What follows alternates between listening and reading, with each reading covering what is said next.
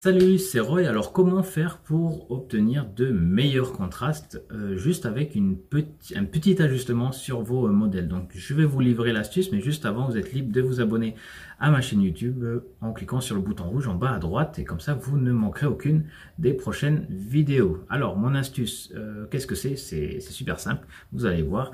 Alors, je sais pas si vous êtes comme ça. Moi, je dessine d'après des photos des photos haute définition. Ça m'arrive de dessiner d'après la version numérique, donc sur mon smartphone. Voilà, j'ai mon smartphone et puis je zoome et puis je déplace mon curseur pour voir certaines parties de la photo. Et puis je dessine à côté. Ou alors, ça m'arrive également d'imprimer le modèle. Et j'aime bien également parce que c'est une technique que j'enseigne. C'est lorsque j'imprime un modèle, par exemple, en format A4. Je peux prendre un support papier de même format et puis c'est beaucoup plus facile de dessiner les proportions parce que j'ai juste à reproduire à l'échelle 1, c'est-à-dire chaque élément de la feuille, chaque élément du portrait, je prends la mesure et je la reporte et ça me fait exactement la proportion. Enfin, dans la plupart des cas, ça me donne la bonne proportion. Il n'y a pas de conversion à faire. Ce serait beaucoup plus dur si j'avais par exemple un modèle tout petit comme ça et puis que je devais dessiner sur un grand format. Donc ça veut dire que si je prends une mesure d'un portrait d'un œil tout petit, il va falloir que je l'agrandisse en 2 fois ou 1,5 fois. Enfin bref, donc voilà, il n'y a pas de conversion à faire.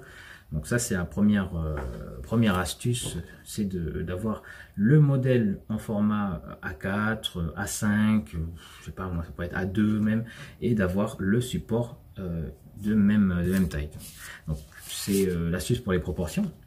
Et puis après pour les contrastes, le contraste c'est l'astuce c'est d'imprimer, si vous le faites, d'imprimer sur du papier photo plutôt que de faire plutôt que d'imprimer sur du papier papier imprimante classique.